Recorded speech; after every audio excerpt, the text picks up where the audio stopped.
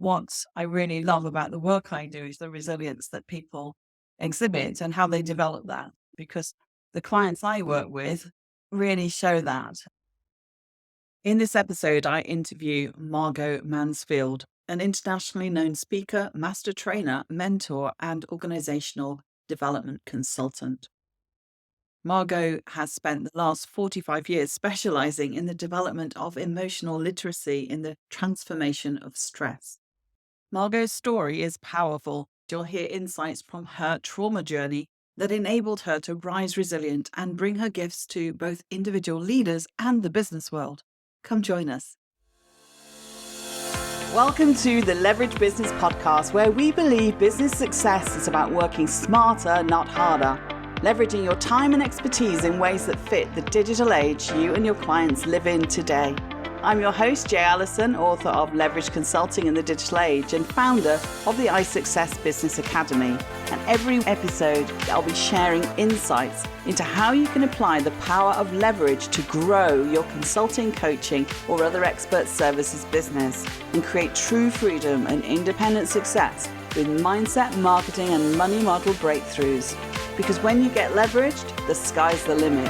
Let's go for it.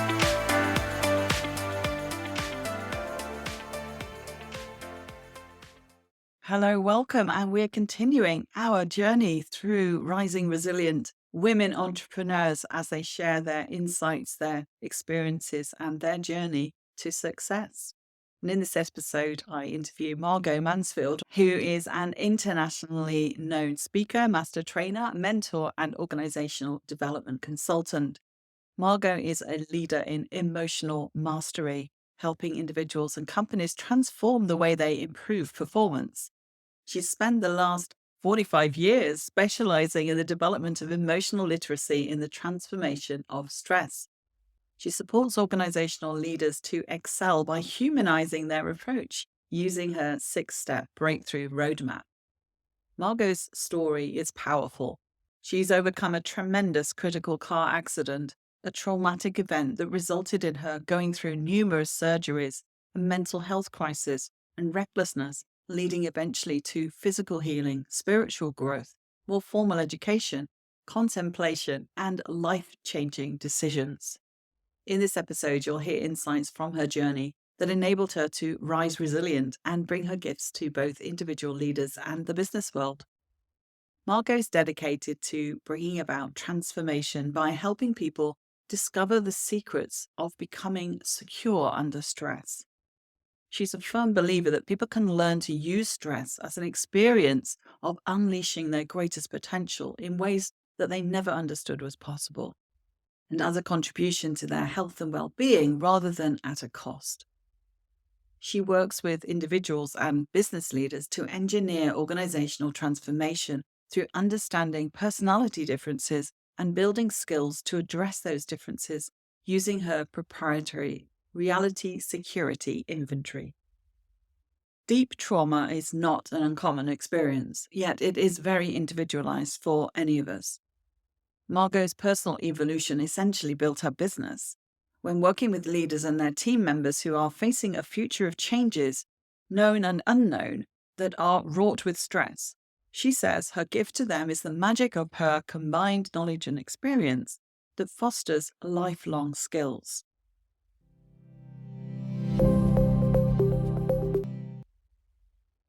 Today, I have Margo Mansfield, wonderful client of mine. Really privileged to have you on the Leverage Business Podcast, Margo.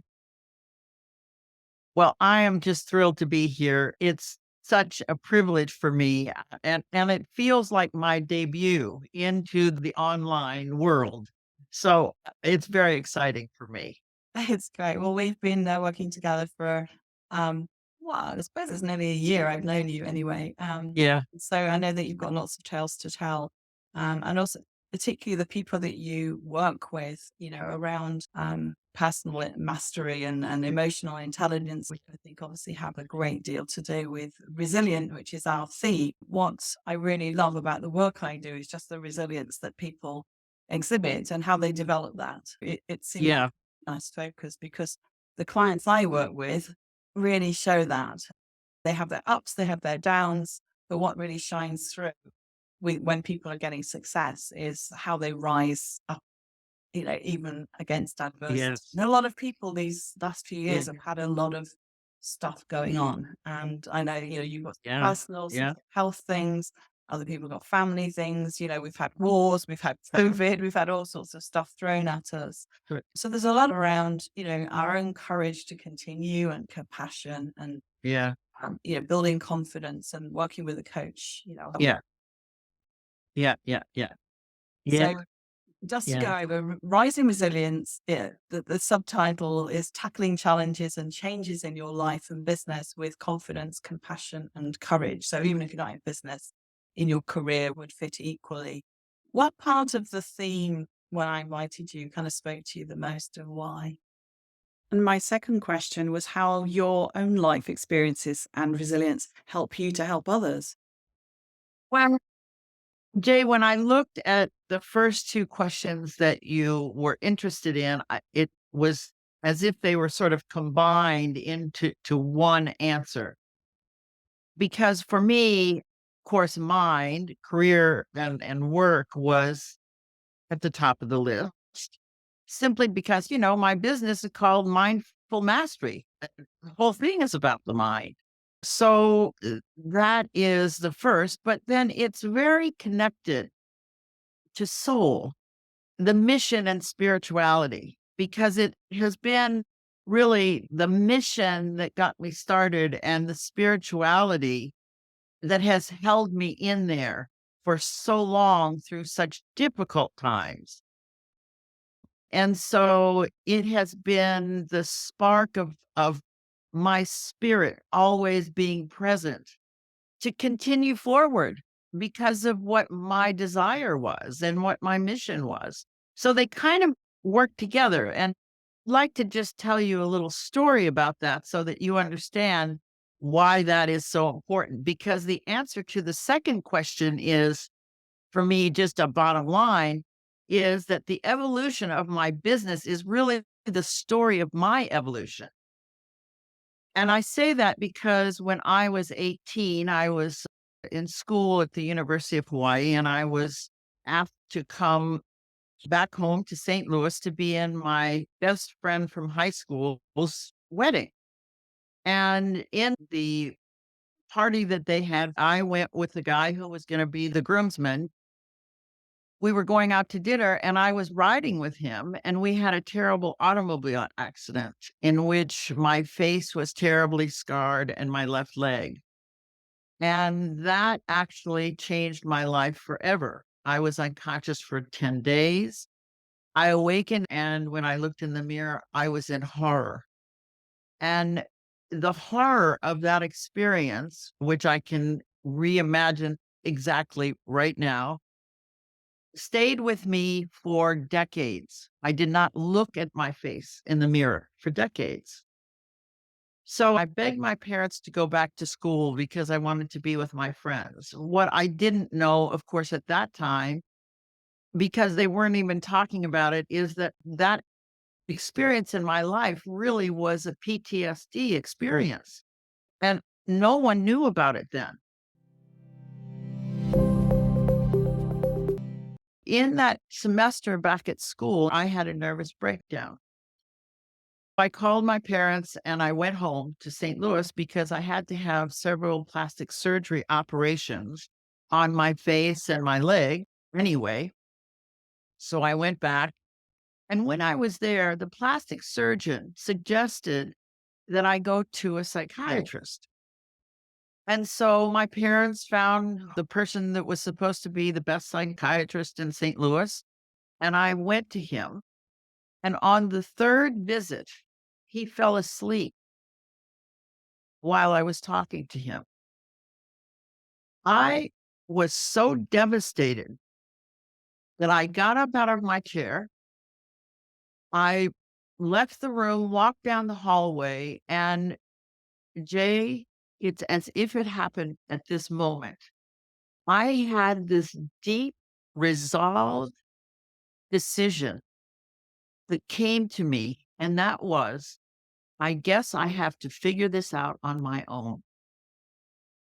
And with that, it was the beginning of my business. I didn't know it at the time, but it was the beginning of my business. So after this happened, of course, I went back to school.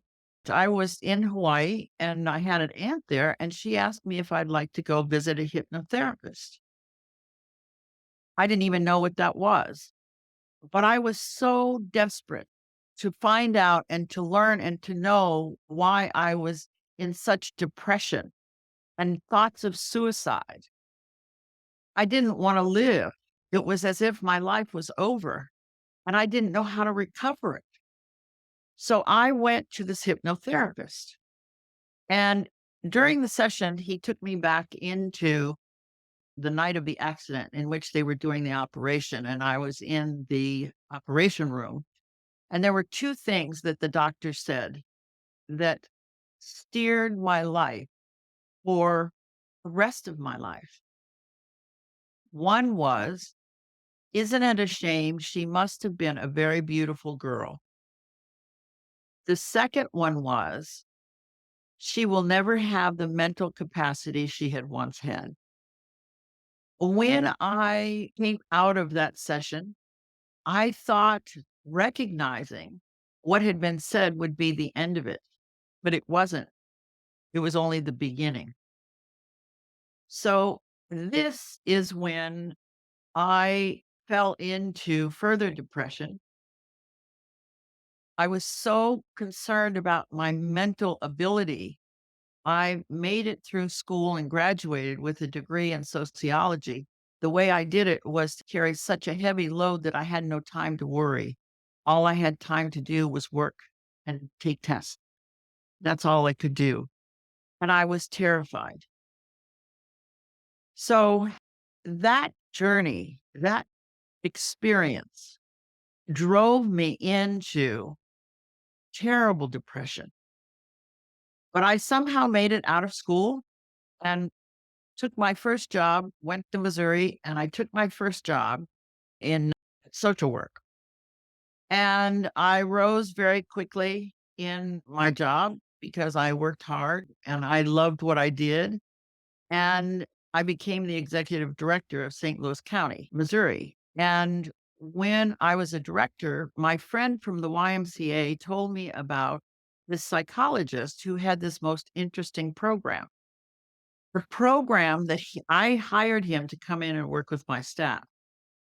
When he did the program and he used the assessment I use today, Jay, it was my first sign of hope. It gave me life again. It was so important to me that I grasp it as if it was the best chocolate in the world. And I just devoured it and I couldn't stop. It became my mission to teach that.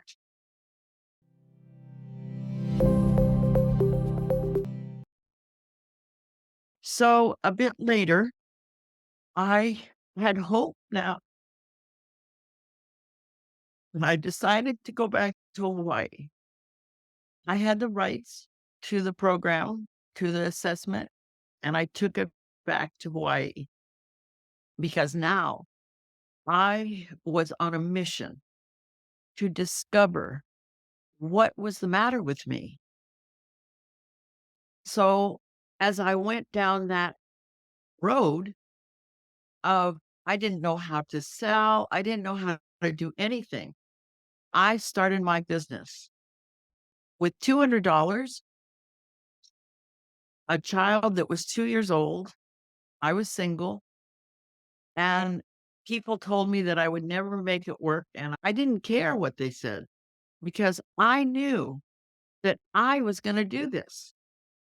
I was so committed to learning about it and then sharing it with everyone so that they could feel as happy about it as I did and have the same experience that I had. And that's why I say, that the first question is really both the mind and the soul because it became my life's work. And that's also part of the reason why I was so excited because it would allow me to take my legacy to a larger audience because I realized in my process that other people had issues that might not have been as dramatic as mine, but to them it was. So I started learning ways to work with myself. And the more I learned to work with myself, the more I passed that on to people. What started as a 4-hour seminar when I first did it with the psychologist with my staff now is a 4-day seminar because I've added so much information and knowledge for people to understand. So that's been my life's work. It never was just a job. It was always a mission for me. Wonderful story. Well, amazing and emotional, and it's just incredible, like what you've been able to do and the commitment that you bring. And I think there's a lot of entrepreneurs that are heart centered and mission driven and all the rest, but this feels very, very personal in terms of Yes. the work you've done on yourself, on your own. You know, you've made it happen for yourself and Yes. being able to transfer that to other people and give them a structure to work through that perhaps you didn't have yourself, that you had kind of Right. that structure. I mean, you had the assessment, but that was just the starting point by the sounds of it. Yes. Yes. And, Jay, at that time, because the assessment that I used shows the difference in how people think, feel, and behave under usual and stress conditions. When I would go into companies to talk about what I was doing, I would use the word stress. And believe it or not, at that time, people thought that I had flown in from outer space because no one knew what stress was. Yeah. And now it's all trauma and Oh my gosh. No, it was amazing. It was amazing. PTSD, and we didn't necessarily put a label on it and realize it was quite as serious as that, and how much it's Yes. ingrained into you and, holds you Yeah. back as well as drives you forward. Yes. Yes. Well, Jay, interestingly enough, I didn't know it was that till 9/11. And I belong to the American Society or the American Institute of Stress. And when 9/11 happened, I was immobilized, literally immobilized for like a month. I couldn't function and I didn't know why. And they wrote an article and I got that article and it said that because that was such an enormous issue in all of our lives and it happened so suddenly that people who had had traumatic experiences earlier in their life would have been affected by that. Yeah. And that's when I really realized, oh my gosh, guess that was PTSD. So I think I'm not the only one. There's many, many people who have been through that. Yeah, and we're carrying a lot inside us that we don't label, that we don't necessarily share, and we just try and march on as, soldier on, so to speak. Tell me a little bit about the clients that you support. How does stress, anxiety, overwhelm, maybe not trauma as such, but the signs of it, how does it showing up in them and how you help them? Well, the way that it shows up, oftentimes they don't realize the situation they're in, Jay, until their body becomes involved in it. Yeah. They become sick or there's something that starts to happen with their body. And what I learned earlier throughout my journey is that thoughts have frequency. And that frequency, I learned this from a physicist, Dr. Elizabeth Rauscher, years ago. And then I went through a program in which they hooked me up to electrodes all over my head. And then I would go through thoughts and it would register on a screen the frequency, my thought. And so I learned that thoughts have frequencies. That helped me to understand even more importantly how thoughts were. And because the assessment that I use, the reality security inventory assessment, actually measures people's thoughts and how they think about things. It allows people to begin to see the effects of their thoughts. So the people that I would run into then and now, the issues of health would come up because stress begins as a thought. Doesn't it begin in the body? It begins as a thought. In fact, I oftentimes will have people in the seminar think of one person they're having difficulty with. And the second that person's name comes to mind, they'll be in stress. That's how quickly stress happens. Yeah. What goes on is people don't realize that they're in stress until that stress begins to affect their immune system because the body has gone into fight or flight, has gone into fear and self-doubt. And so the immune system becomes worn out, which allows the person to either catch a cold, get a disease. Sometimes things are multi-generational, come forth, then their body becomes involved. So part of the issue and anger, cynicism, especially in today's world, cynicism, misunderstanding and confusion, because there's so much confusion out in the marketplace. And these things make people feel out of control. And when people feel out of control, they immediately go into fight or flight. Immediately. It happened before when I started my business, but it was never to the degree that it is today. Today, it's rampant.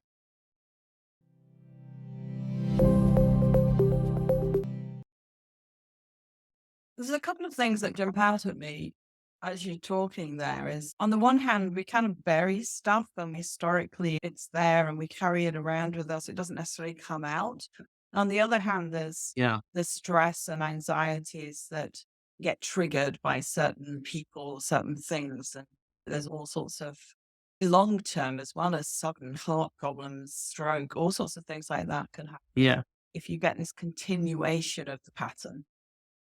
Right, so it's not a one-off. It's like an up down, an up and down. It's like your body's just in that fight or flight continuously. Yes.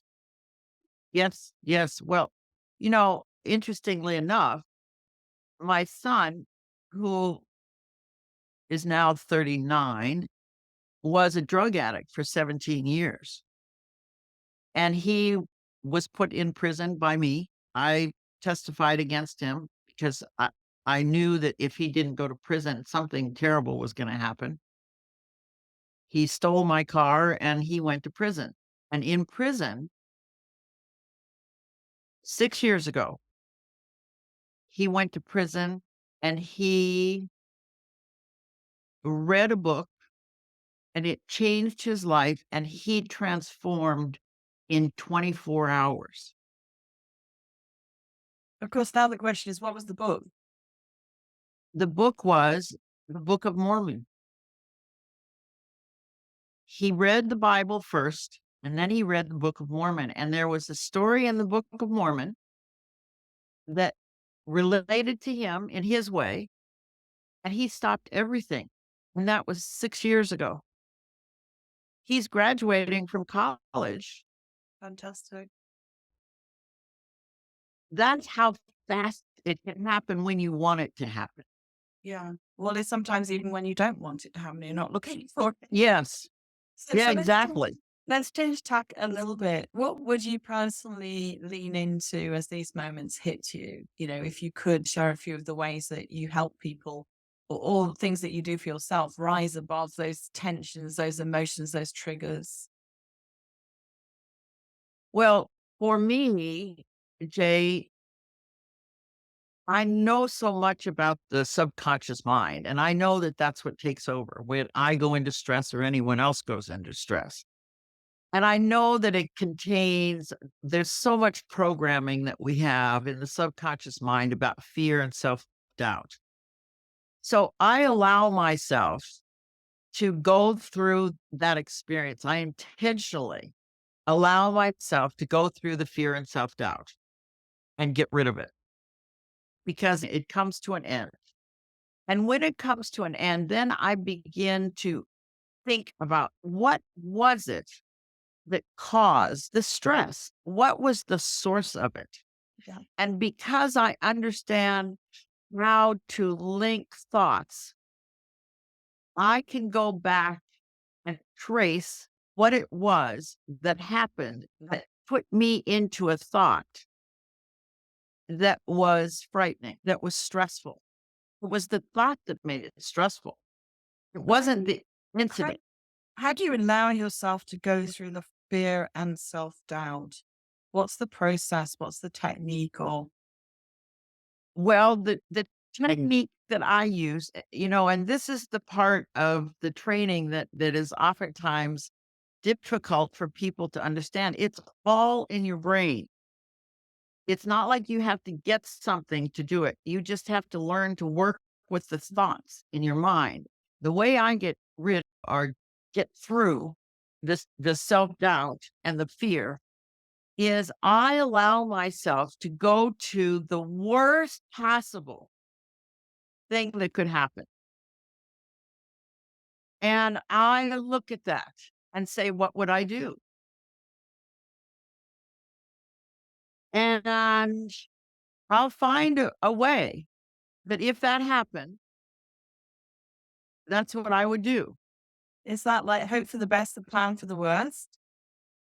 It is. It Insane. is.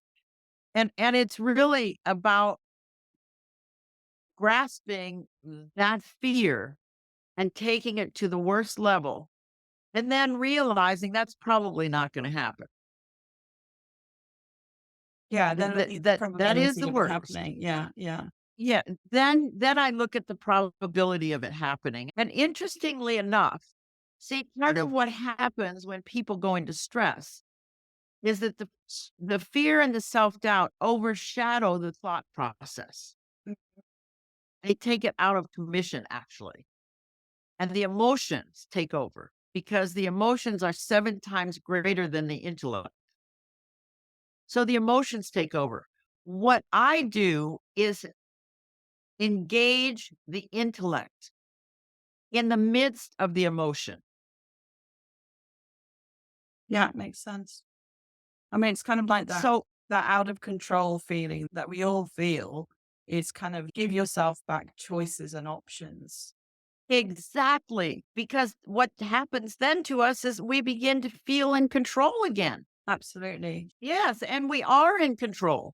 And then sometimes there's different levels of extreme that it could go to. It's the worst, and then it's the next, and that, and you kind of work on through that.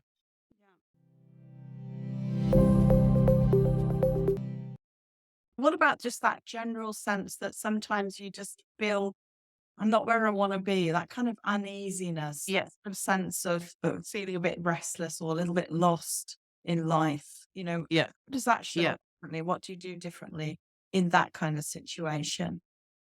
Well, generally, that is because we have set expectations for ourselves that are unrealistic.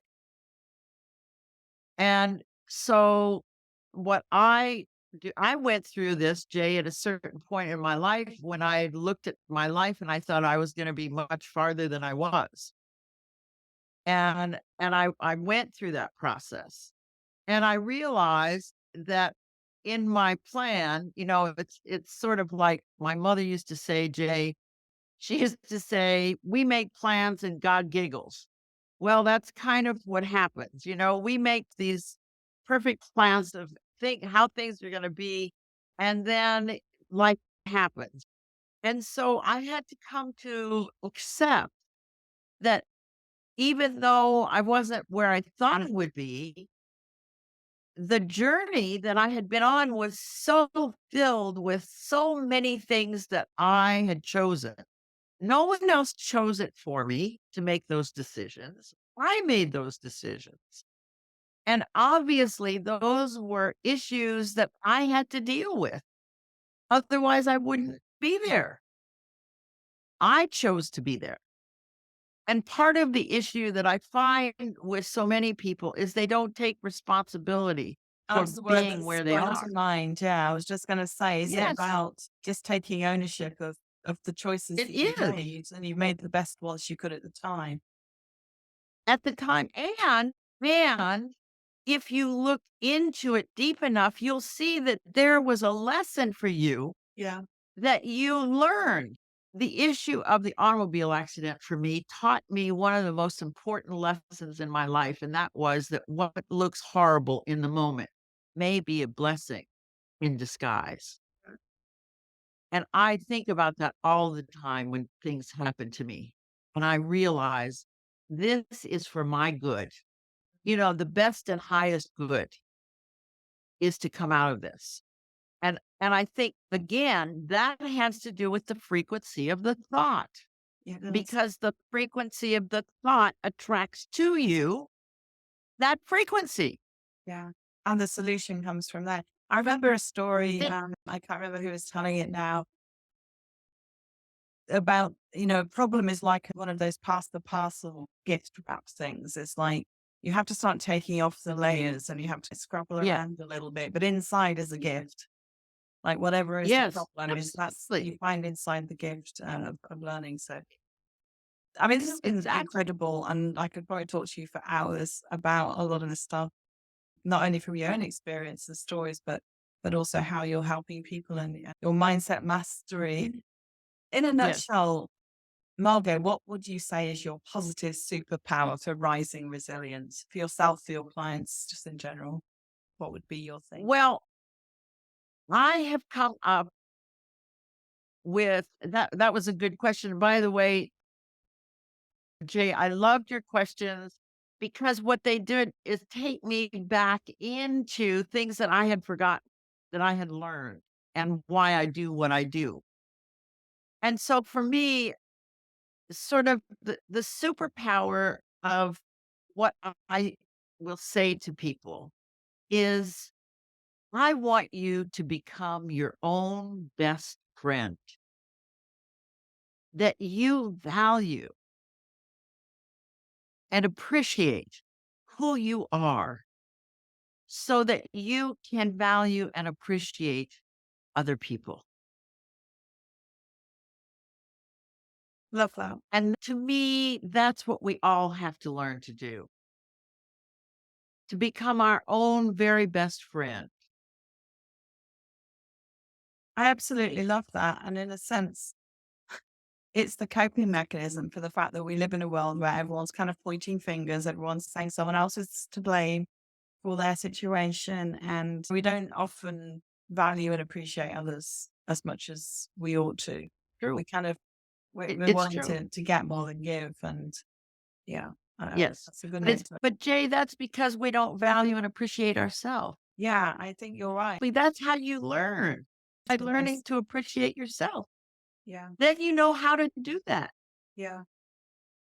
No, that's the subtitle for the series is like that compassion. And I know somebody else I'm interviewing, Annika, that's part of her brand is, compassion first, self compassion first. Yes. Um, Yes. it's hard Yes. to, yeah. And it's the same in relationships. It's hard to love someone else if you don't love Yep. yourself first. You And cannot. it comes right back to the very It beginning where you started to say mind, body, soul, they're all connected. Yeah. Yes. Yes. Yes. Yes. Love this conversation. And thank you very much for your time. Jay, I cannot tell you how excited I am to have been asked to do this and to work with you again because I miss you. I So miss it's you too. awesome. And I'm so grateful. Thank you. It's been a privilege to have you share your story, Margo, and your insights. Thank you.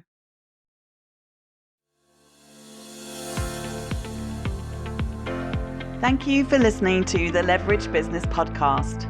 Want to create leverage in your business? Did this episode provide some insights and ideas to be thinking through? If so, subscribe so you get alerts when the next one's released. If you want to learn more or would like help and support with building a leveraged business that achieves true freedom for you, then head over to jallison.com/podcast to find all the resources and links that go with this show on my website and to join our iSuccess community. And if you're enjoying our content, it would be great if you could pop into Apple Podcasts or the app you listen from and leave me a rating and review. Everyone makes a difference to improving our rankings. So thank you if you've done that already. I appreciate you. So hey, that's it. Thank you for listening. I hope you've loved this episode and have some great takeaways to be thinking through. I wish you a pleasant, productive and profitable week, and I'll see you again next time for another episode of the Leverage Business Podcast.